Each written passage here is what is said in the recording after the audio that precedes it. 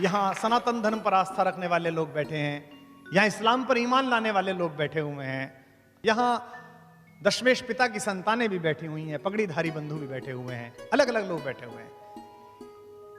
ये क्यों आ गए हैं? इसका कारण है इतने लाखों वर्षों में भी भगवान उनसे पराया है। हर बार आया है, हर बार आता है, कभी कृष्ण बनकर आता है, कभी राम बनकर आता है, कभी गुरु गोविंद सिंह जी बनकर आता है, कभी सल्लल्लाहु अलैहि वसल्लम हुजूर के रूप में आता है, कभी ईसा मसीह के रूप में आता है, कभी बुद्ध के रूप में आता है। उर्दू की शायरी कहती है कितने अवतार हुए, कितने पैगंबर आए, कितने अवतार हुए, कितने पैगंबर आए, तू ना आया तेरे पैगाम बराबर आए। उसके पैगाम जरूर आते हैं, लेकिन हम बहुत शातिर हैं, मनुष्य बहुत शातिर है। मनुष्य से अधिक चालू जानवर पूरी पृथ्वी पर नहीं है, सबसे तेज जानवर है। और मनुष्य की यात्रा जानवर से शुरू हुई है और उसे देवता तक पहुंचना है, लेकिन वो बहुत तेज है। जो काम उसे कठिन लगता है उसे वो कोष्ठक में बंद कर देता है। ईश्वर पृथ्वी पर आया, हमें गले लगाया, हमारा दोस्त बना, हमारे साथ संबंध स्थापित करे, हमारा भाई बना, उसने करके दिखाया कि ऐसे होता है। हमको लगा ये तो बहुत मुश्किल है, बाप की माननी तो बहुत मुश्किल है, घर छोड़ के निकलना तो बहुत मुश्किल है। तो हमने कहा एक काम करते हैं, मुश्किल आसान करते हैं, ये ईश्वर है, इसे मंदिर में बंद कर देते हैं और फिर कहेंगे यार ये तो ईश्वर है, ये कर सकता है, हम तो आदमी हैं। हमने चालूपने से काम लिया। महात्मा गांधी के मार्ग पर चलना कठिन था, इसलिए हमने हर शहर में महात्मा गांधी मार्ग बना दिया।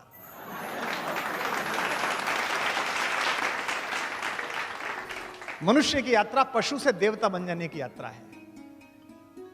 आज की तिथि में इस कार्यक्रम को संबोधित करते हुए जो आप कुछ हजार लोग सुन रहे हैं, मैं ये मानता हूं कि इसमें कुछ ना कुछ ईश्वरीय योग भी है। राम पर हिंदी की पहली बड़ी कविता खड़ी बोली के लिखने वाले मैथिली शरण गुप्त का आज जन्मदिन है। आज हरियाली तीज है। आज के दिन ही भगवान शंकर ने पार्वती को अपनी पत्नी के रूप में स्वीकार किया था। और आप में से बहुत सारे लोग जानते होंगे कि रामचरितमानस की जो राम कथा है वो यहीं से प्रारंभ होती है, जिसमें शंकर पार्वती को यह बता रहे हैं कि मैं किसकी पूजा करता हूं। आज ही का दिन तय हुआ, जब ये तिथि तय हुई तब मुझे भी पता नहीं था कि हरियाली तीज होगी।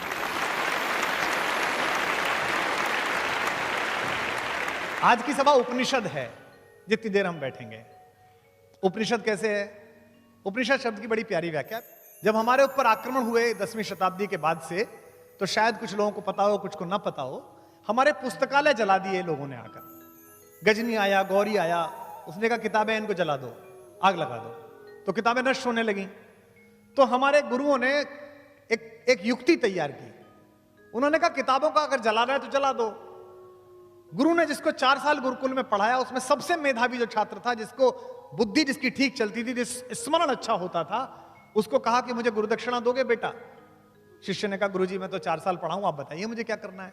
तो उन्होंने कहा गुरुदक्षिणा में मुझे कुछ सामान मत दो, ये 4 वेद हैं, इन्हें याद कर लो बस। इनको याद कर लोगे तो मैं मान लूंगा कि गुरुदक्षिणा हो गई। और एक मुझे कसम दो कि हर साल एक वेद किसी को याद कराओगे, एक विद्यार्थी को, ये 4 वेद। जिसने 4 वेद कंठस्थ किए, उस मेहनीय मेधावी विद्यार्थी को गोत्र नाम दिया गया चतुर्वेदी, 4 वेद याद करने वाला। इसके बाद जो दूसरा था, जिसे 3 वेद याद हो सकते थे, उसे कहा गया तू त्रिवेदी। जिसे 2 वेद याद हो सकते थे वो द्वेदी। जिसे मिश्रित ज्ञान प्राप्त हुआ, गीता भी पढ़ी, उपनिषद भी पढ़ा, शास्त्र भी पढ़ा, उसे मिश्र कहा गया। और जिसने गुरु के पास बैठकर सीखा, उसे उपाध्याय कहा गया, क्योंकि उसने उपनिषद किया। तो आज के दिन हम और आप उपनिषद कर रहे हैं, हम एक दूसरे के पास बैठे हैं और इस बात पर चर्चा कर रहे हैं।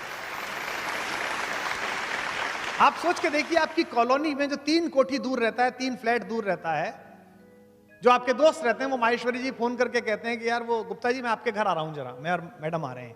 तो आप क्या करते हैं? सोफे पर जो तकिए उल्टे सीधे पड़े उन्हें थोड़ा ठीक कर देते हैं ना। लेकिन अगर दूसरे शहर से आपके बहनोई फोन करें कि भाई साहब आज शाम तो हम आपके घर आ रहे हैं, पकौड़ी बनवा लीजिए, तो आप चद्दर भी बदल देते हैं, बैठ की चद्दर भी बदल दो, कमरा भी ठीक रख दो। लेकिन अगर किसी दिन आपका कोई सुपरस्टार जिसे आप पसंद करते हो, सचिन तेंदुलकर, विराट कोहली, अमिताभ बच्चन, प्रधानमंत्री, कोई भी आपसे कह दे कि मैं आपके घर आ रहा हूं, तो आप इंटीरियर वाले को बुलाते हैं, कहते हैं सारा बदल दो, आगे से भी सही कर दो, पेंट ठीक कर दो, ये भी कर दो, बड़ा अतिथि आ रहा है, ज्यादा साफ सफाई करते हैं। तो जब इन सामान्य अतिथियों के आने पर इतनी साफ सफाई है, तो इस परिसर में तो राम उतरने वाला है, इसलिए ज्यादा साफ सफाई की आवश्यकता, ज्यादा अच्छी। जिसे कहते हैं ना भक्त हो जाना विषय का। इसके विपरीत शब्द क्या है? इसके विपरीत शब्द है विभक्त। विभक्त कभी भक्त नहीं हो सकता। तो इस परिसर में बैठिए तो विभक्त होकर मत बैठिए, 100% इधर के होकर।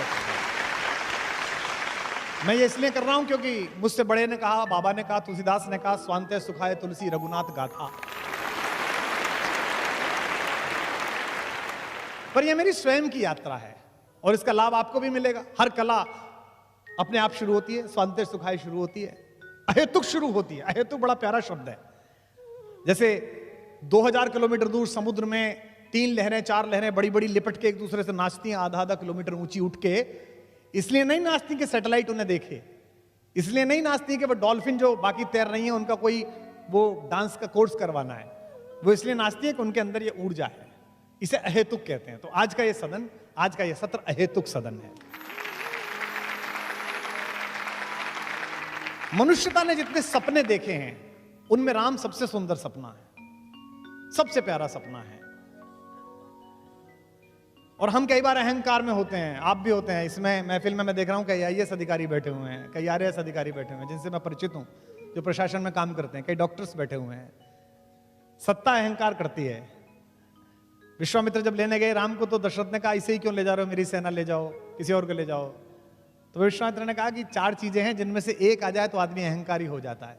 यौवनम, जवानी, धन, पैसा, संपत्ति, आपकी महल दुमहले, प्रभुत्वम, प्रभुत्व, ये आ जाए कोई एक तो आदमी अहंकारी हो जाता है।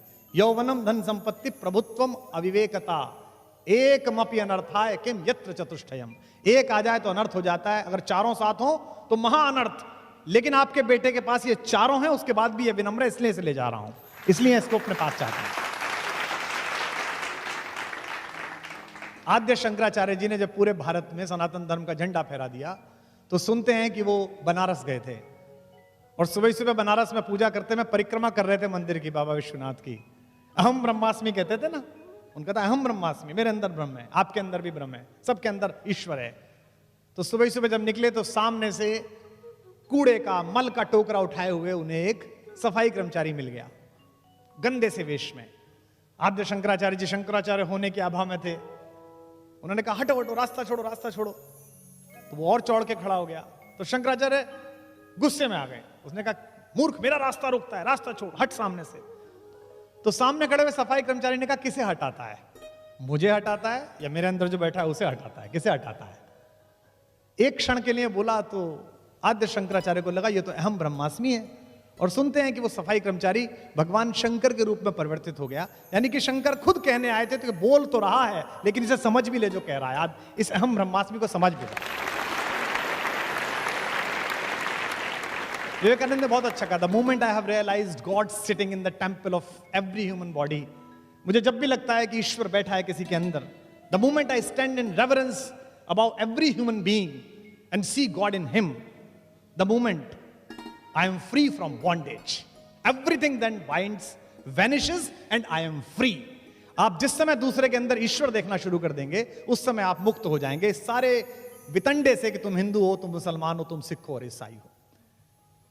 तो मुझे लगता है कि राम पर इसलिए बोलना है कि मनुष्यता की आंख के सबसे बड़े सपने हैं वो। मैंने कविता लिखी थी, मुझे लगता है आज वहां से शुरू करना चाहिए।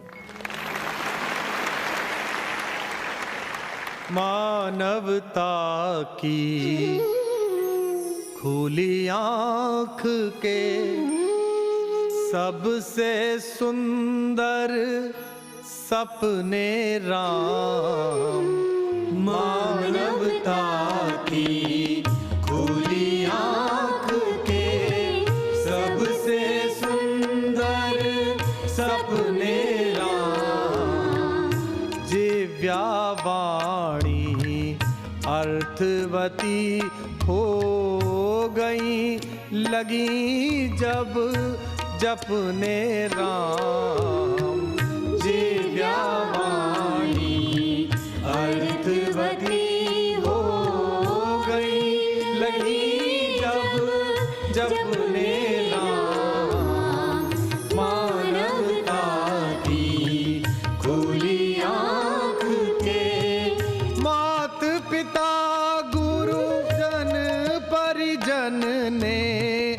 अपने अपने देखे थे। मात पिता गुरु जन परिजन ने अपने अपने देखे थे। दुनिया भर ने देखे अपने अपने अपने अपने राम। दुनिया भर ने देखे अपने अपने अपने अपने राम। अपने अपने अपने अपने अपने अपने अपने राम। मानवता की खुली आँख के सबसे सुंदर सपने राम। सूरदास के रसिक शिरोमणि मीरा के नटवर नागर। सूरदास के रसिक शिरोमणि मीरा के नटवर नागर। वाल्मीकि तुलसी कंबन के अपने अपने अपने राम। वाल्मीकि तुलसी कंबन के अपने अपने अपने राम। मानवता की खुली आँख के सबसे सुंदर सपने राम। अपने अपने अपने अपने अपने अपने अपने राम। मानवता की खुली आँख के। राम एक दिन में नहीं बने हैं, इवैल्यूएशन है, एक बड़ी परंपरा है जो उनके माध्यम से आई है। हम लोग विदेश से बहुत प्रभावित होते हैं। अगर मैं आपसे पूछूं कि मनुष्य का विकास कैसे हुआ, तो इस हॉल में बैठे हुए 90% लोग ये कहेंगे कि डार्विन की थ्योरी ऑफ एवोल्यूशन है। ऐसा डार्विन की थ्योरी ऑफ, हम अपना धर्म नहीं पढ़ना चाहते, अपनी चीजें नहीं पढ़ना चाहते। हम गीता नहीं पढ़ना चाहते, हम कुरान शरीफ नहीं पढ़ना चाहते, हम दशमेश पिता का ज्ञान जो गुरु के रूप में उपलब्ध है उसे नहीं पढ़ना चाहते। कहने का तात्पर्य यह है कि हम धर्म को मानते हैं पर धर्म की नहीं मानते।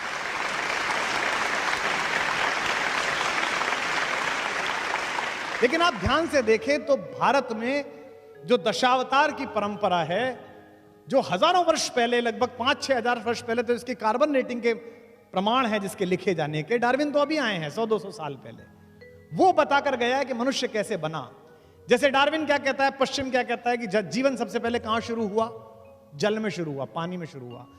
हमारा पहला अवतार कौन है? मत्स्य अवतार। मीन, मछली कहां पैदा हुई? पानी में पैदा हुई। फिर उसके बाद कहता है कि आगे बढ़ी थोड़ी सी प्रकृति, तो एक ऐसी चीज पैदा हुई जो पानी में और जमीन पर दोनों चल सकती थी। क्या नाम है उसका? कछुआ, कच्छप अवतार। मीन, कमठ, सूकर, नरहरि। उसके बाद क्या आया? तीसरी चीज जो पानी, जमीन और कीचड़ तीनों को भेज सकता है, वो कौन है? वराह अवतार, जिसे कहते हैं सूकर। और उसके बाद मनुष्य बनना प्रारंभ हुआ, लेकिन पूरा नहीं बना। आधा पशु रहा, आधा मनुष्य बना। कौन बना? नरसिंह अवतार। देखिए थ्योरी ऑफ एवोल्यूशन चल रही है, अपने आप चल रही है, जो विदेशी समझ में नहीं आए। यहां तक आधा मनुष्य बना, अब पूरा मनुष्य बनेगा, लेकिन पूरा नहीं बन रहा, वो छोटी हाइट का बन रहा है। कौन पैदा हुआ? वामन अवतार। वो छोटा है, उसकी हाइट अभी बड़ी नहीं है। वामन के बाद कौन हुआ? एक ऐसा पुरुष जिसे कहते हैं केव मैन, गुफा मनुष्य, जो कम कपड़े पहनता है, गुस्से में रहता है, हर समय कुलाड़ा हाथ में लिए लेता है, जिसका अपनी इंद्रियों और अपने क्रोध पे काबू नहीं है, जो अपने पिता के कहने पर मां की तरफ कुल्हाड़ा लेके चल देता है। कौन पैदा हुआ? परशुराम पैदा हुआ। देखिए आप, आगे चल रही है, जिनको समझानी पड़ी लक्ष्मण को कि ज्यादा उंगली मत दिखाओ, यहां कुम्हड़ बतिया को नहीं। परशुराम के बाद एक ऐसा मनुष्य पैदा हुआ जो है तो दीप्ति में परशुराम जैसा, लेकिन जो ज्यादा सामाजिक है, जो मर्यादा समझता है, जो इस प्रकृति में अब जो आगे चलेगा उसका नियमन करने आया है, उसकी मर्यादा स्थापित करने आया है, उसका नाम हुआ मर्यादा पुरुषोत्तम राम जो पैदा हुआ। तो एक तरीके से डार्विन की थ्योरी के साथ साथ आगे बात चल रही है। लेकिन राम कैसे हैं? राम शांत रहते हैं, प्रिंस चार्मिंग हैं, मुस्कुरा देते हैं, ज्यादा गुस्सा आते हैं, बड़े सीधे हैं, बड़े सरल हैं, सीधी बात करते हैं, विनम्र हैं। जब उनसे कहते हैं लक्ष्मण कि आप कब्जा क्यों नहीं कर लेते हो, मैं प्रतिमा नाटकम पढ़ रहा था, उसमें मैं देखा तो उन्होंने कहा 3 तरह के पातक होते हैं। जिस पिता ने रक्त दिया है उसके खिलाफ जाऊं, ये एक पातक है। जिस मां ने मुझे सगी मां से भी ज्यादा प्यार से पाला है उसके खिलाफ जाऊं, ये एक पातक है। और पाप जिसकी सोच की सीमाओं के बाहर खड़ा होकर पराजित भाव से देखता है, उस भाई भरत के खिलाफ जाऊं, ये भी एक पातक है। तू मेरा भाई है, बता दे कौन सा पातक करके मरूं, बता कैसे करूं। वो राम पहले सामाजिक व्यक्ति हैं। तो राम का डीएनए जो है वो रिसेशन का डीएनए नहीं है, वो इवोल्यूशन का डीएनए है। इसलिए उनमें अपने घर के सारे लक्षण हैं। उनके एक पूर्वज है दिलीप, जिन्होंने गाय को बचाने के लिए अपना जीवन उत्सर्ग कर दिया। सच्चे वाले गौपालक थे वो, ऐसे वाले नहीं जो आजकल घूम रहे हैं, अच्छे वाले गौपालक। वो उसकी तरह गौ प्रेमी है, गाय को बचाने का संकल्प कहते हैं। विप्र धेनु सुरहित लीन मनुज अवतार, तुलसीदास जी ने कहा विप्र धेनु और देवताओं और संतों के हित में अवतार लिया है। दूसरे वो अपने सबसे पुराने पूर्वज हरिश्चंद्र, जिन्होंने मणिकर्णिका घाट पर अपनी पत्नी से टैक्स मांग लिया था, और जब उन्होंने उस साड़ी को फाड़ा वहीं से सतयुग के समापन की घोषणा हुई। उनका पूर्वज है वो, उसकी तरह है वो, अपने पिता की तरह बात पर अड़ जाने वाले हैं। अगर एक बार कोई बात कह ली है तो वो ही करना है। उनके एक और पूर्वज है भगीरथ, जिन्होंने हजारों वर्षों तपस्या की। मैं गया था हर्षिल में, बापू ने बुलाया था, मुरारी बापू ने अपनी कथा में कविता पाठ के लिए। हरिशिला वो जगह है, हर्षिल गंगोत्री के पास, जहां बीच गंगा में भगीरथी की धारा में एक बहुत बड़ी चट्टान फंसी हुई है। उसके ऊपर बैठ के हजारों साल तप किया, ऐसा सुनते हैं। तब जाकर गंगा प्रकट हुई और पृथ्वी पर आई, मोक्षदायिनी बनी। उनमें भगीरथ जैसी इच्छा भी है, इसलिए उनका वंश इक्ष्वाकु वंश कहलाता है। संस्कृत के विद्वान लोग यहां पर बैठे, ईख को इक्ष्वाकु कहते हैं, इक्षु कहते हैं ना ईख को। ईख क्या है? ईख अकेली फसल है जिसका सब कुछ काम में आता है। ईख प्रतीक है इक्ष्वाकु वंश का, जिसका ना रस समाप्त होता है ना यश समाप्त होता है। ये राम की बात है, वो उस खानदान में पैदा हुए। उनके बारे में कहा गया कि वो अवतार हैं। अवतार क्या है? अवतार मनुष्य की बनाई इस पृथ्वी में जो थोड़ी बहुत हमने चीजें बनाई हैं, इसमें ईश्वर के भरोसे का नाम अवतार है। इसीलिए आप जंगल में जाइए, भारत के जंगलों में जाइए, उनसे पूछिए राजा कौन है, किसकी सरकार है? राम की सरकार है। छत्तीसगढ़ में राजा राम सरकार है, ओडिशा में राम सरकार है। क्योंकि राम का राज्याभिषेक नहीं हुआ, लेकिन राज्याभिषेक सिंहासन पर बैठने से कोई सिंह नहीं बनता। संस्कृत में सुभाषित है, नाभिषेको न संस्कारो सिंहस्य क्रियते वने। जंगल में शेर का कौन संस्कार करता है? उसका तो बल है, उसकी तो शक्ति है, वो तो ताकतवर है। नाभिषेको न संस्कार सिंहस्य क्रियते वना विक्रमार्जित सत्वस्य स्वयं एवं मृगेंद्रता। अपने विक्रम से, अपने पौरुष से अर्जित जो आपकी क्षमता है वो आपको मृगेंद्र बनाती है। इसलिए राम का पूरा कैरेक्टर, उनका पूरा चरित्र लाइट नहीं है, साइट है। एक छोटा सा निवेदन आपसे और कर दूं कि आप बिल्कुल जहां जवान लोग जो बैठे हैं, जो दूसरे धर्मों के लोग बैठे हैं, जो इस्लाम मानने वाले लोग बैठे हैं, जो खालसा पंथ पर आस्था रखने वाले लोग बैठे, कुछ ईसाई भी बैठे होंगे, आप बिल्कुल राम को ऐसे मत सुनिए कि एक हिंदू सुना रहा है, कुछ हिंदू सुन रहे हैं, ऐसे मत सुनिएगा। क्योंकि मेरी योजना में यह भी है कि आज के बाद कुछ दिन बाद मैं कृष्ण पर भी अध्ययन करके बोलूंगा, कुछ दिन बाद मैं अध्ययन करके सल्लल्लाहु अलैहि वसल्लम हुजूर मोहम्मद साहब पर भी बोलूंगा, इस्लाम पर भी बोलूंगा, कुछ दिन दशमेश पिताजी पर बोलूंगा। तो जितने भी लोग उनमें हो सकता है कोई ना मानता हो राम को, मत मानिए, कहानी सुन लीजिए। अगर किसी ने कहानी भी लिखी है तो भी ऐसी कहानी लिखी है कि इस कहानी को ही ठीक से जी लेंगे तो सर्वश्रेष्ठ मनुष्य बनने की संभावना आपके अंदर पैदा हो जाएगी। आपका व्यापार, आपकी शिक्षा, सब कुछ सफल हो जाएगी। इस संसार को अंधकार से, उत्पीड़न से निजात दिलाने के लिए ये लोग आते हैं, जितने भी लोग आते हैं, चाहे भगवान जिस भी प्रकार से आते हैं। अच्छा, ये तो मानोगे कि ऐसा होता है जब लोकतंत्र में 5 साल की सरकारों में आप ऐसा करते हैं कि जो ज्यादा सिर पे तांडव कर ले उसे एक दिन बटन दबा के आप हटा देते हैं और कहते हैं कि नया लेके आओ। ये बात अलग है कि दूसरा उससे ज्यादा गति से तांडव करता है, तो फिर आपको लगता है अभी से कैसे करके लाओ। फिर कई बार आप वैकल्पिक व्यवस्थाएं करते हैं, वो दोनों से ज्यादा मिलकर ज्यादा करता है। हम अनुभव में है, हमें पता है उसका।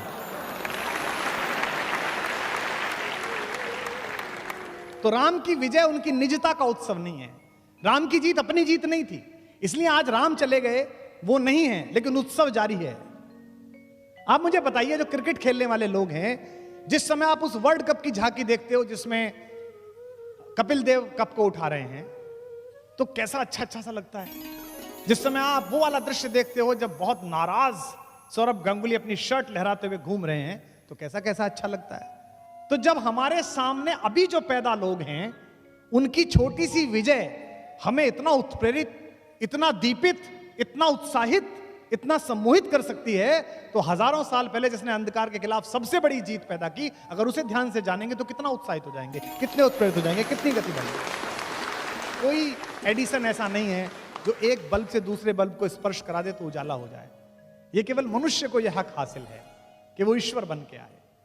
इसलिए अयोध्या जाते समय और अयोध्या से लौटते समय राम ने जो सबसे महान काम किया वो एकात्मकता का काम किया। अयोध्या से लौटते समय उन्होंने हर वो काम किया जो इस देश को एक साथ जोड़ सकता है, जो इस देश को एक साथ बांध सकता है। महात्मा गांधी के पूरे संघर्ष पर राम की छाप है। उन्हें पता था कि साउथ अफ्रीका में वो जिनके खिलाफ लड़ रहे हैं, सूट बूट पहन के उनके खिलाफ नहीं लड़ सकते, इसलिए सबसे पहला काम उन्होंने ये किया कि कपड़े वो उतारे और उन्होंने राम की तरह सामान्य कपड़े पहने। फिर भी उन्हें लगा कि अभी वो वेशभूषा नहीं आई जिससे राम लड़ते हैं। एक धोती ऊपर पहनी, एक नीचे पहनी और 3 साल भारत घूमा। बिहार के दूर के हिस्से में पहुंचने पर उसने देखा कि एक महिला के पास एक ही कपड़ा था, वो नहा रही थी ताकि ट्रेन चली जाए तब पानी से निकले। तो बापू पानी पीने उतरे तो उन्होंने अपनी ऊपर वाला कपड़ा भी ये कह के कस्तूरबा से कहा कि अगर इस देश में ऐसे लोग हैं जिनके पास एक भी कपड़ा नहीं है तो 2 कपड़े पहनना अपराध है।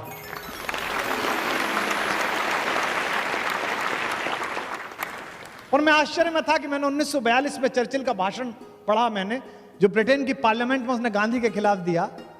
चर्चिल बोला कि वो अधनंगा फकीर, वो ये चाहता है कि वायसराय का हाथी उसे सलामी दे। और जब मैं मानस पढ़ रहा था तो मैंने देखा कि जब अंगद समझाने गया रावण को कि मूर्ख मान जा, इस स्वराज की ताकत को समझ ले, तो रावण भी यही कह रहा था, अच्छा वो अधनंगा फकीर, वो तपस्वी, वो मुझे हराएगा। यानी कि हर बार रावण इसी प्रकार बोलता है। और एक बात ध्यान रखिए, जो अपने से बाहर नहीं आएगा, घर से बाहर नहीं आएगा, परिवार से बाहर नहीं आएगा, समाज से बाहर नहीं आएगा, वो बड़ा नहीं कर सकता। जो हिजरत करेगा, जो निकलेगा, वो बड़ा करेगा। हुजूर को भी जाना पड़ा सल्लल्लाहु अलैहि वसल्लम, मोहम्मद साहब भी हिजरत करने के लिए गए। बुद्ध ने पहली बार अपने बेटे बेटियों को अनुमति दी कि तुम बाहर जाओ। सबसे पहले अशोक के दोनों बेटे संघमित्रा और महेंद्र बाहर गए। आज दुनिया में आप इंडोनेशिया जाइए, आप दुनिया में थाईलैंड जाइए, तो आपको वहां बौद्ध धर्म दिखाई देता है। क्यों? क्योंकि बुद्ध ने अनुमति दी। काश कि हमारे ऋषि मुनियों ने भी अनुमति दी होती कि हम राम की बात कहने जाएं, तो आज पूरे देश में कुछ नहीं तो 100-150 देशों में भी तो हमारा भी कब्जा होता, हमारे विचार की भी बात होती, हमारी भी बात सुनी जाए। जो घर छोड़कर जाता है उसे मिलता है, और ये सबके साथ हुआ है। हम में से कुछ का ट्रांसफर हो जाता है। मैं देख रहा हूं यहां अधिकारी बैठे हैं प्रशासन के, जो नौकरी करते हैं, ट्रांसफर पे दुखी हो जाते हैं, जालौर मिल गई जी पोस्टिंग। मुख्यमंत्री से कह दो जरा आप, ये 2 मंत्री बैठे हैं, हमारे दोस्त हैं दोनों, इनके यहाँ कह दो साहब, हॉल में बैठे हुए लोगों, दशरथ का पुत्र राम अगर अयोध्या रहता तो केवल राम बन के रह जाता, जंगल जंगल जाकर लौटा तो मर्यादा पुरुषोत्तम भगवान राम था।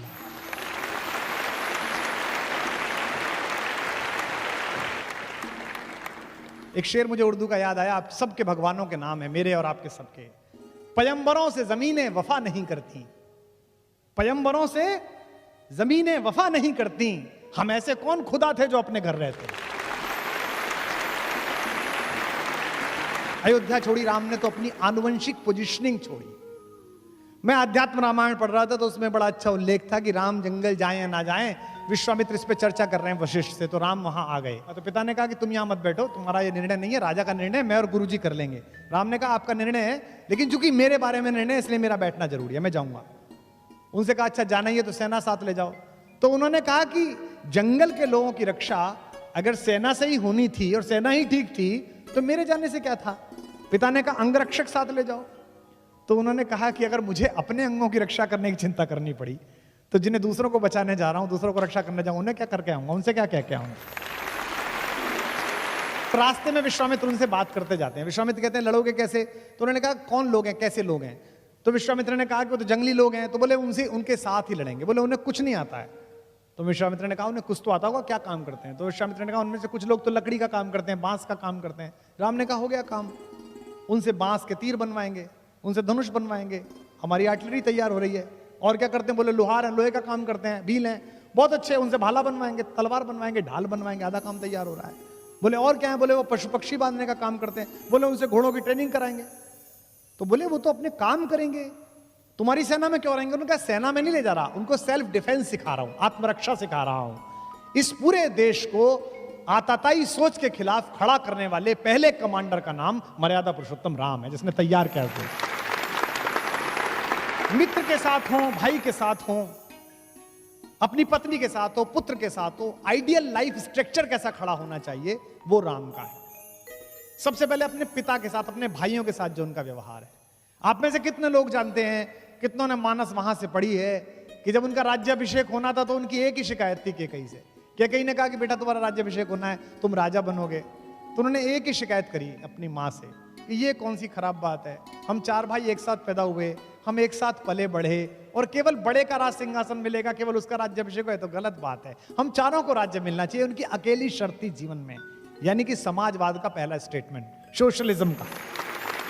दूसरा मित्र के नाते वो कहते हैं कि जे न मित्र दुख होए दुखारी, तिनहि विलोकत पातक भारी। अगर मेरे रहते मित्र दुखी है, चाहे वो सुग्रीव हो, चाहे विभीषण हो, चाहे केवट हो, उसके साथ देते समय जो उनकी विनम्रता है, जो संपत्ति शिव रावणी दीन दिए 10 मात। आपको पता है कि रावण को 10 सिर चढ़ाने पर, मैं ये नहीं मानता कि रावण के 10 सिर थे, हो सकता है कुछ लोग मानते हो।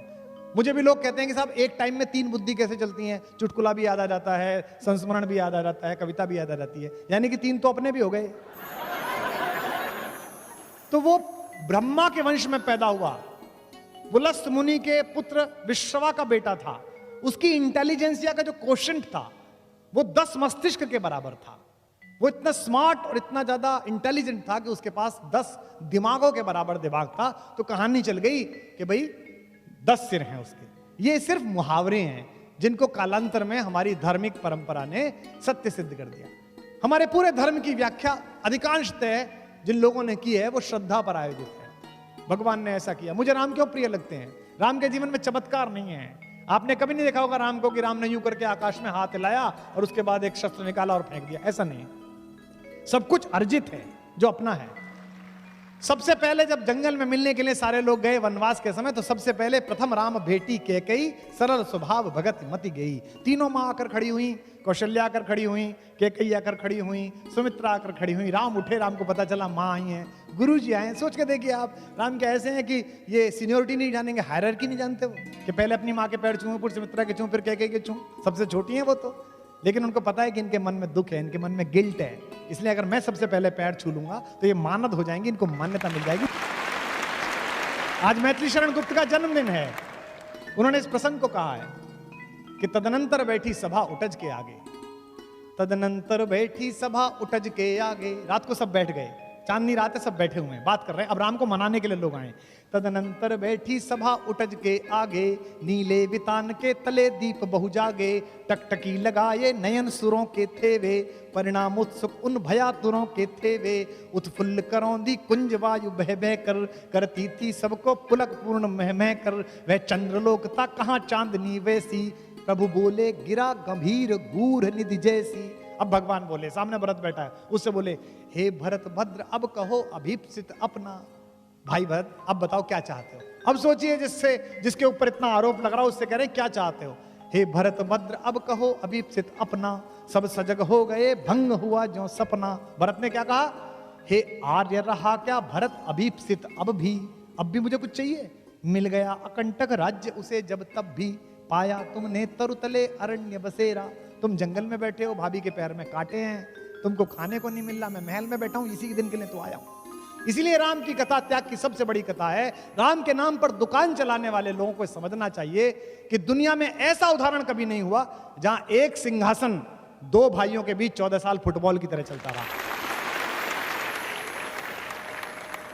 परशुराम ब्राह्मण है, उनसे पहले आए, लेकिन कर्म क्षत्रियों जैसे हैं, जरा सी बात पे गुस्सा हो जाते हैं। राम क्षत्रिय हैं लेकिन मस्तिष्क तपस्वियों जैसा है। जब एग्जाम का रिजल्ट आता है जब नंबर आने शुरू होते हैं बच्चों के, बच्चे का रिजल्ट आना शुरू होता है तो क्या करते हैं? बच्चे का रिजल्ट आना शुरू में समझाना, सुबह कहते हैं बहुत अच्छा बेटा तुमने यू डिड वेल, तुमने बहुत अच्छा किया, जो भी रिजल्ट आएगा इट्स ओके, डिप्रेशन में ना आ जाए, हैं बच्चे को। और दुनिया का सबसे बड़ा राज सिंहासन, आज थोड़ी सी लड़ाई किस बात की है? मैंने पिछली बार खबर देखी, एक का टिकट कट गया तो आत्महत्या की कोशिश करी उसने, बताओ। 5 साल को एक टुच्चा सा काम मिलेगा,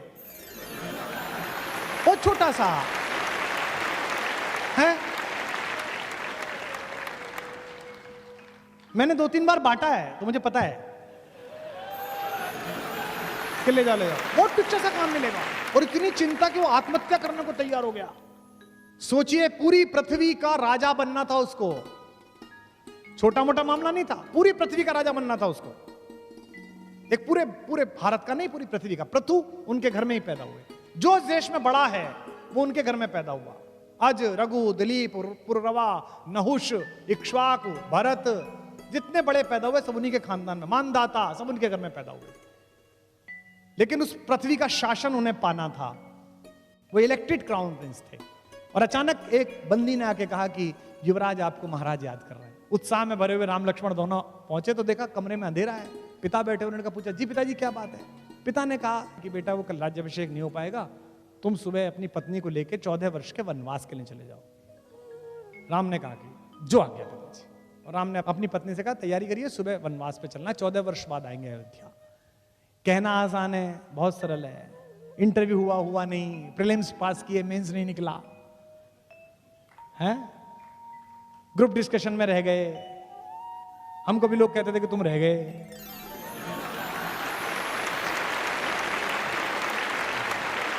कहना आसान है, लेकिन मानस पड़ी है, राम जी आए तो बहुत सरल है। राम को बुलाया उनकी माँ ने, कौशल्या ने। माँ को लगा होगा कि बेटे को धक्का तो नहीं लग गया। भगवान की माँ है लेकिन माँ तो माँ है। भगवान से कौन बड़ा है? भगवान से माँ बड़ी है। जिसने भगवान पैदा किया है वो बड़ी है।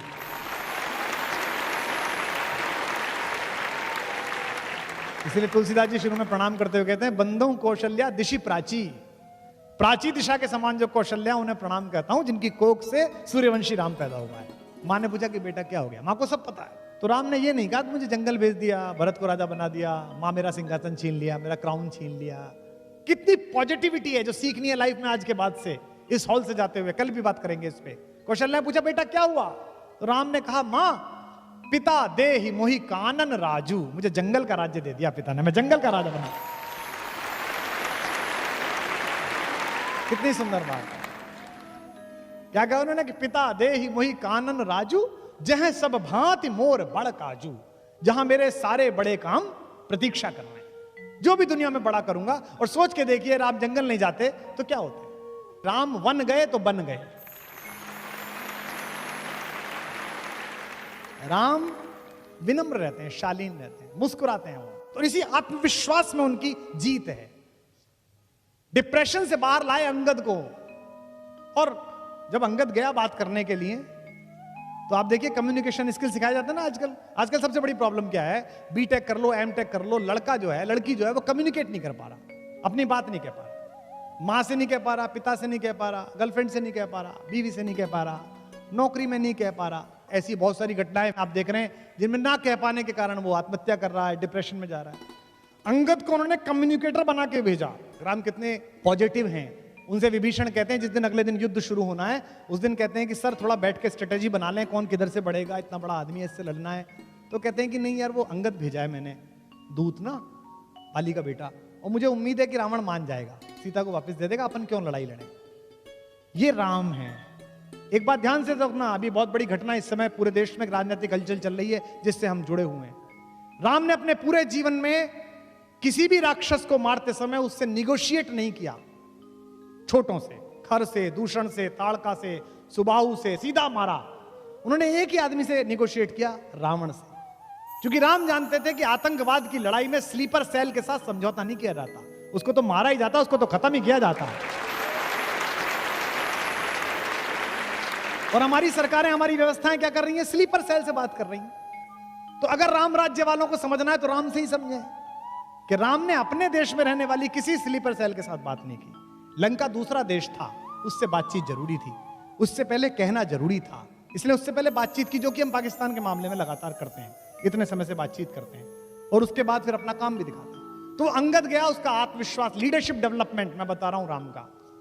उसने पहली जो वाक्य बोली उस पर हंसेंगे भी आप।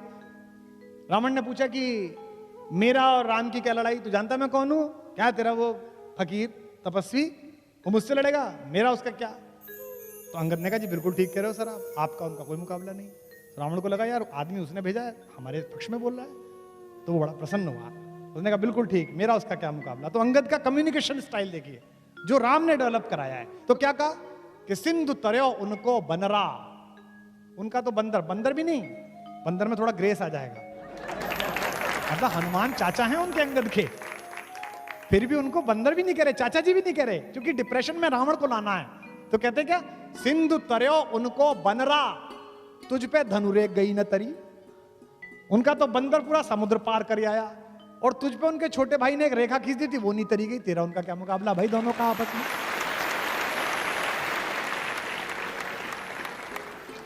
कि सिंधु तरयो उनको बनरा, तुम पे धनुरेख गई न तरी, तुम पे। अच्छा छंद है। सिंधु तरयो उनको बनरा, तुम पे धनुरेख गई न तरी, तुम पे धनुरेख गई न तरी। वानर बांधत सो न बंधो, उन बारिधि बांध के बाट करी, उन बारिधि बांध के बाट करी, उन बारिधि बांध के बाट करी। अज हूँ रघुनाथ प्रताप की बात, तुम्हें दश कंठ न जाए परी, तुम्हें दश कंठ न जाए परी। तेलनि तूलनि पूछ जरी न जरी, गढ़ लंक जलाए जरी धड़ी, लंक जलाए जरी। तेरा सारा तेल लगा, तेरा सारा कपड़ा लगा, एक बंदर की पूंछ जलाने के चक्कर में तूने अपना पूरा नगर जलवा लिया, बता यार। और तू कह रहा है कि उनसे लड़ने चलेगा, उससे लड़ने चलेगा। इसलिए जो कम्युनिकेशन स्किल है, विभीषण से संवाद जो राम ने किया, वो साधन और साधना के बीच का संवाद है। बड़ी अद्भुत बात है। राम की शक्ति पूजा, आप में से शायद अधिकांश लोगों को पता होगा कि राम और रावण के युद्ध में एक दिन ऐसा आया था जिस दिन राम की सेना पराजित हो गई थी, तोड़ फोड़ मचा दी थी रावण ने, जिस दिन रावण खुद आया था। महाप्राण निराला ने कविता लिखी है राम की शक्ति पूजा। रवि हुआ अस्त ज्योति के पत्र पर लिखा, अमर रह गया राम रावण का अपराजय समर। आज का तीक्ष्ण विदिक्ष प्रकर वेग प्रखर, शतशैल शंवरणशील नील नवगर्जित स्वर, विच्युत वन्य राजीव नयन हत लक्ष्मण, लोहित लोचन रावण मदमोचन महायान। ऐसी कविता लिखी है। उस दिन सब बेहोश हो गए, सुग्रीव बेहोश हो गया, सौमित्र बेहोश हो गए, लक्ष्मण सब बेहोश हो गए। राम लौटे तो राम बहुत दुखी थे। जामवंत ने समझाया, जामवंत सबसे सीनियर है सेना में, मतलब सबसे फाइनल पोजीशन पे, ब्रिगेडियर जनरल से भी ऊपर हैं। उन्होंने राम से कहा कि इतना क्यों दुखी होते हैं, वही आपका हाथ है, वही आपका तूणीर है, मार लेंगे, इसे कोई दिक्कत नहीं है। किसी किसी दिन होता है, सामने वाले का दिन होता है, किसी किसी दिन नहीं होता। राम ने कहा ऐसा नहीं है। जब मैं युद्ध लड़ रहा था तो मैंने एक बात देखी, रावण नहीं लड़ रहा था, रावण के साथ शक्ति लड़ रही थी, दुर्गा लड़ रही थी, देवी लड़ रही थी। और ये अजीब बात है कि मैं धर्म के साथ हूं, मेरे साथ नहीं लड़ रही, उसके साथ लड़ रही हैं। तो जामवंत ने कहा अगर ऐसा है तो युद्ध हम संभालेंगे, आप पूजा करिए। तो 108 कमल मंगाए गए। ये दशहरा क्यों मनाया जाता है, ये आज शायद कुछ लोगों को पता चलेगा। हम तो कहते हैं कि रावण हरा दिया, ऐसा हुआ नहीं। ये जो शक्ति की पूजा, नवरात्रि की पूजा क्यों है? 9 दिन राम ने ध्यान धारण किया और 108 कमल वो चढ़ाते थे, एक एक कमल शक्ति के चरणों में चढ़ाते थे, त्रिपुटी में साधते थे, इमेज बनाते थे, जैसे सूफी लॉ लगाते हैं, जैसे साधु लॉ लगाते हैं, वो ध्यान में चढ़ते चले गए। आखिरी दिन जिस दिन आया, जिस दिन उनको वर मिलना था शक्ति का, 107 कमल जब उन्होंने चढ़ा दिए तो देवी ने सोचा कि इसका एग्जाम लेती हूं कि कितना भक्त है। वो आखिरी नील कमल उठा के ले गई।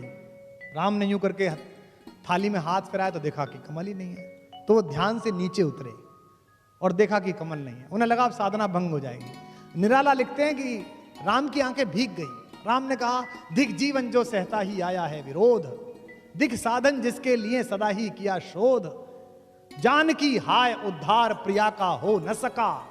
ये 3 लाइन है, लेकिन चौथी लाइन राम की, इसी के कारण वो राम है। दुखी है कि अब क्या करूंगा, सब हार जाऊंगा। दिख साधन जिसके लिए सदा ही किया शोध, दिख जीवन जो सहता ही आया है विरोध, जानकी हाय उद्धार प्रिया का हो न सका, पर एक और मन रहा राम का जो न थका। उन्होंने कहा ऐसे थोड़ी चलेगा, ऐसे पूजा थोड़ी उठा दूंगा। तो राम ने क्या किया? राम ने कहा कि माँ कहती थी मुझको राजीव नयन, मुझको कहती थी कमल के जैसे आंख वाला है मेरा बेटा, तो अभी 2 कमल के फूल मेरे पास हैं।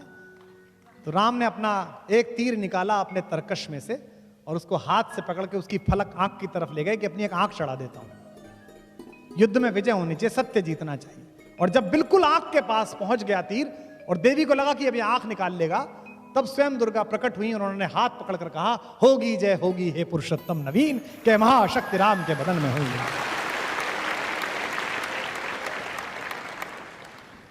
तो इसलिए जितनी भी लड़ाइयां हैं, जब भी कभी आपको कोई आदमी साधन से इकट्ठा एक सामान्य व्यक्ति को परेशान करने की कोशिश करे, उसके पास ज्यादा शक्ति हो, उसके पास ज्यादा साहस हो, तो आप ध्यान रखना कि आपके घर का एक बड़ा आदमी सिखा के गया है कि साधन महत्वपूर्ण नहीं है, साधना महत्वपूर्ण है।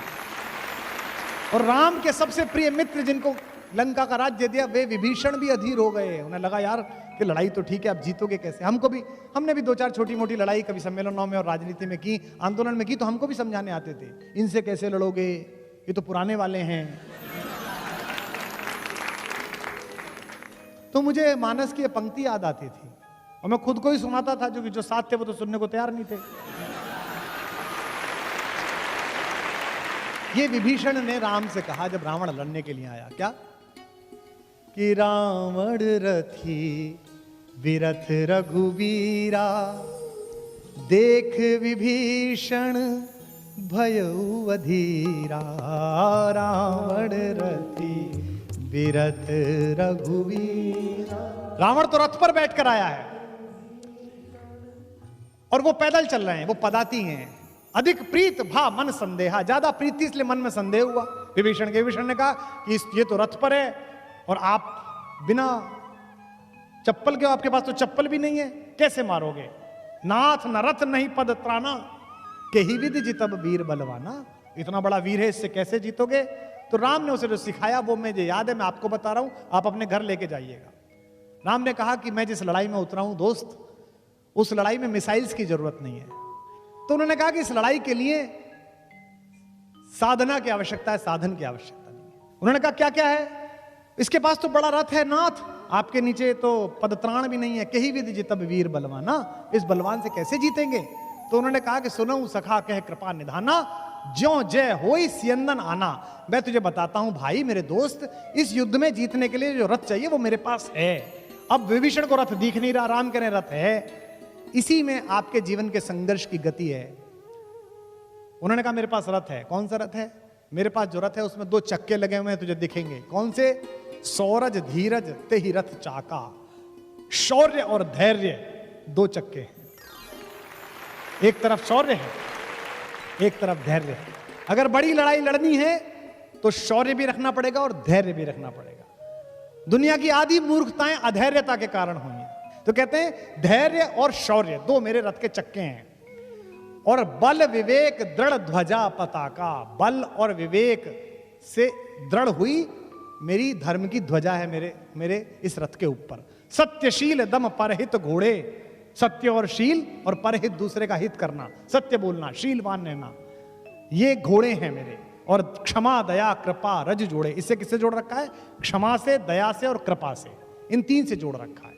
पूरी राम की कहानी एक सिमिली है। कहते हैं कि इस रथ पर चढ़कर मैं लड़ रहा हूं और जब तक मैं इस रथ पर चढ़कर लड़ रहा हूं तब तक मेरा कुछ नहीं बिगाड़ सकता कोई भी।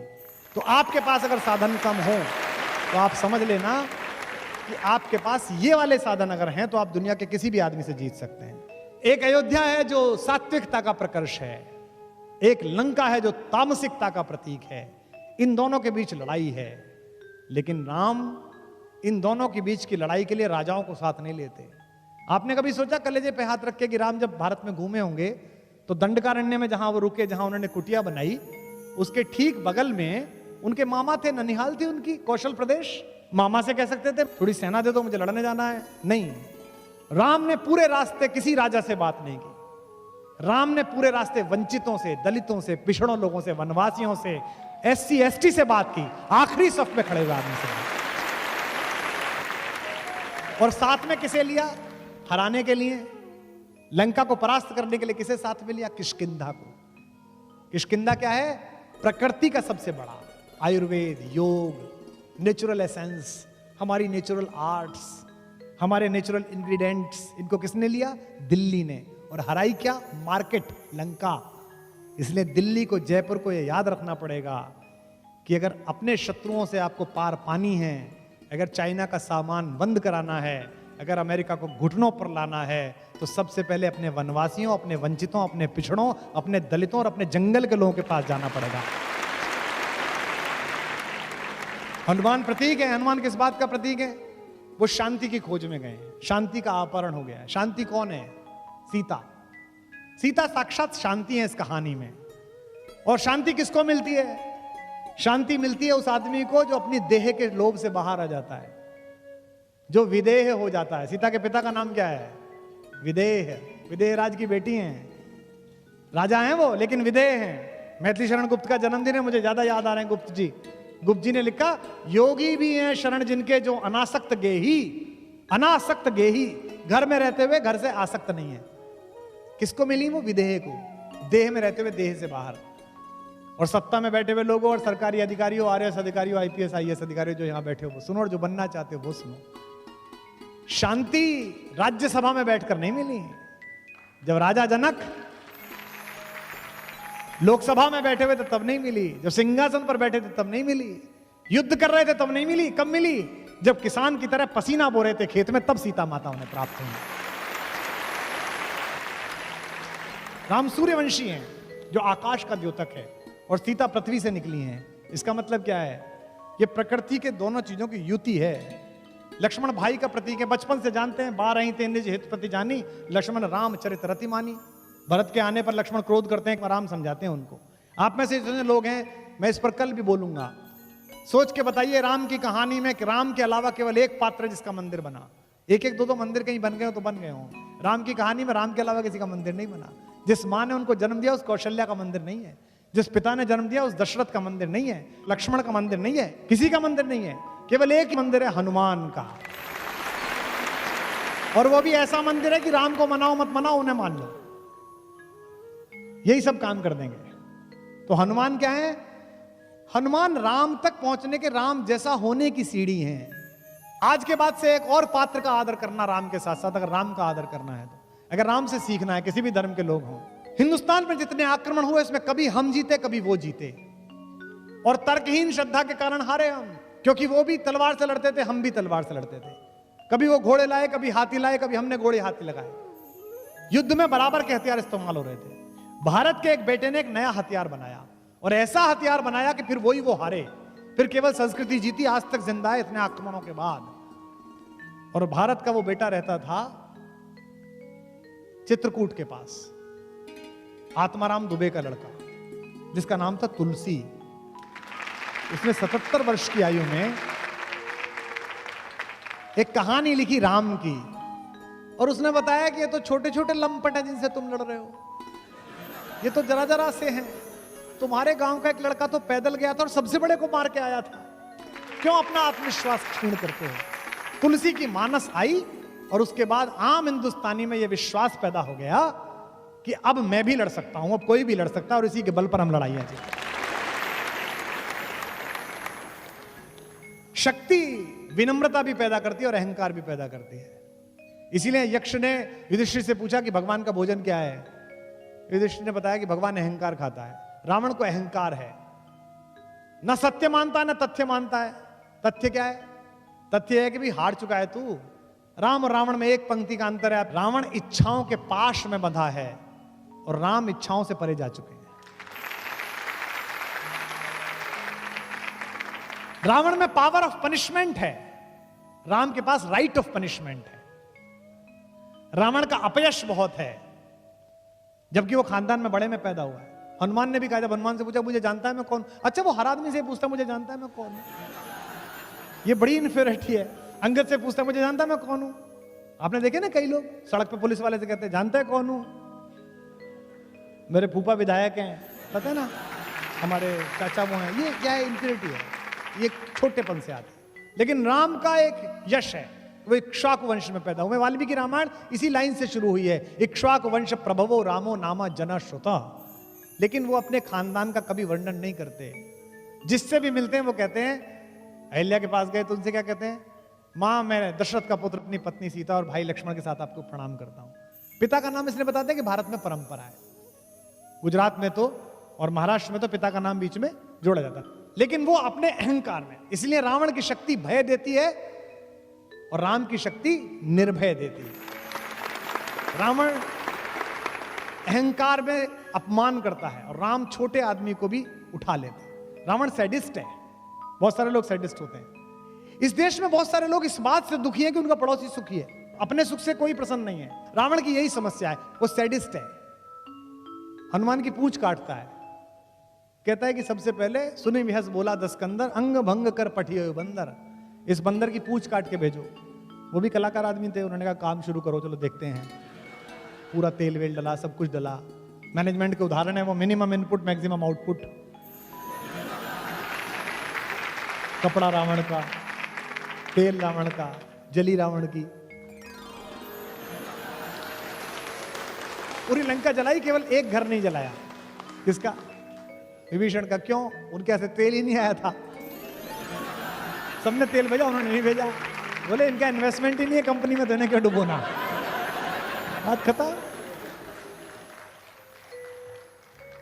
लेकिन राम जटायु के घाव साफ करते हैं।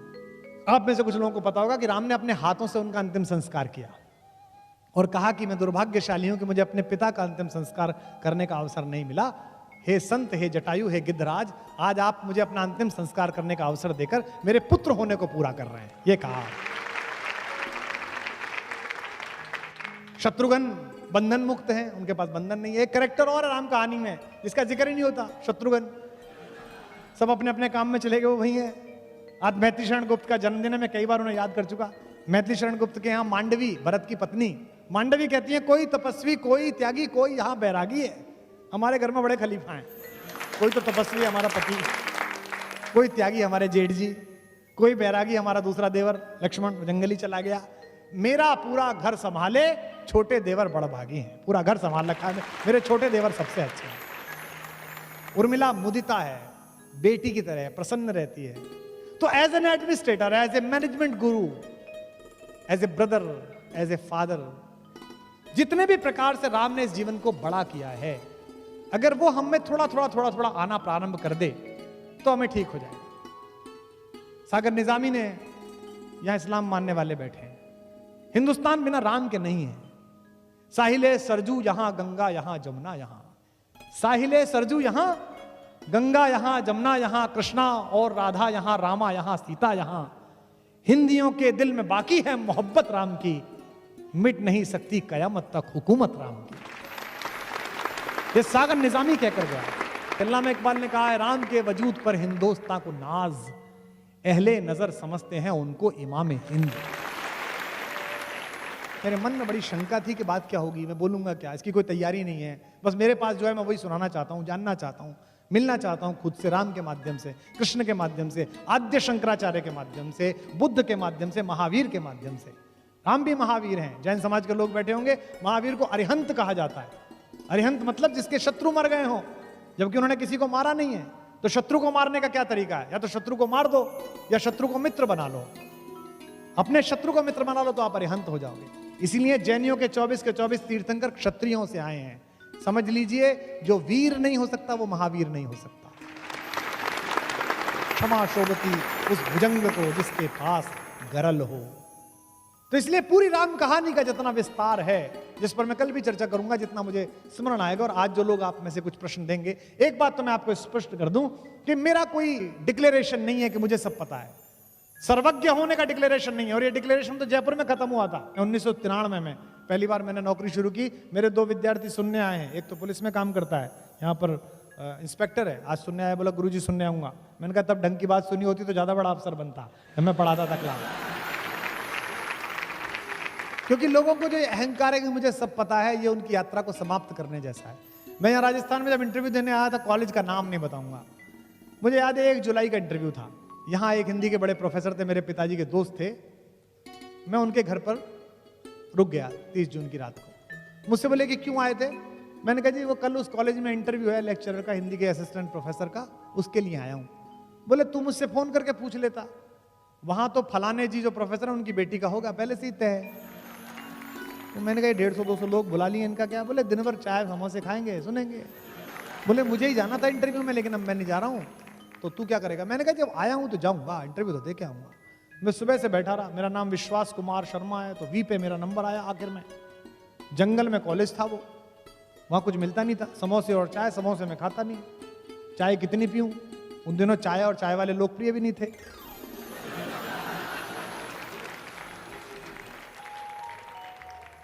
शाम तक ऊर्जा का दम निकल गया। तो राजस्थान विश्वविद्यालय की एक प्राध्यापिका थी हिंदी की, वो बैठी थी इंटरव्यू लेने के लिए। खाना पूरी हो रही थी। अब बताइए आप, एक लड़का आया बेचारा, through out first class, university topper, net clear कर रखा है, आया है। तो मैं आया, उन्होंने पहला सवाल, मेरे जीवन के साक्षात्कार का पहला सवाल। इसके बाद तो मैंने गूगल हेडक्वार्टर्स में इंटरव्यू दिए, बीबीसी में इंटरव्यू दिए, CNN में इंटरव्यू दिए, दुनिया में सबको इंटरव्यूज दिए, लेकिन वो पहला इंटरव्यू था मेरे जीवन का।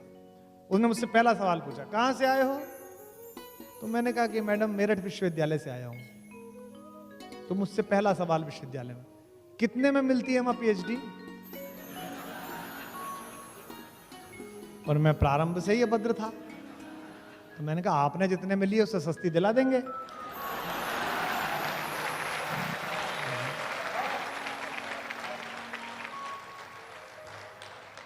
तो बोली कि वो छकपका गई, लोग हंसने लगे अंदर जो बैठे थे। बोली आप तो साक्षात्कार देने के मूड में नहीं लग रहे। मैंने कहा जी मैं तो कल रात से मूड में हूं। तो बोली अच्छा क्या पूछे हैं आपसे? मैंने कहा कुछ भी पूछिए। तो कहने लगी कि अच्छा आप सर्वज्ञ हो, क्या सब आता है आपको? मैंने कहा नहीं मैडम, सर्वज्ञ तो मेज के उस पार होते हैं, मेज के इस पार तो अल्पज्ञ होता है, तो मैं अल्पज्ञ हूं। तो मुझसे बोली कि आप ज्यादा विराट प्रतिभाशाली लग रहे हो, इतना छोटा कैंपस आपकी प्रतिभा संभाल नहीं पाएगा। तो मैंने कहा जी जो आप कह रही हैं अंदर से मेरे भी यही आवाज आ रही है। और ये कह के प्रणाम करके मैं निकल लिया। मुझे लगता है कि अगर उस दिन उन्होंने मुझसे ठीक से व्यवहार कर लिया होता तो मेरी जिंदगी ठीक ना होती।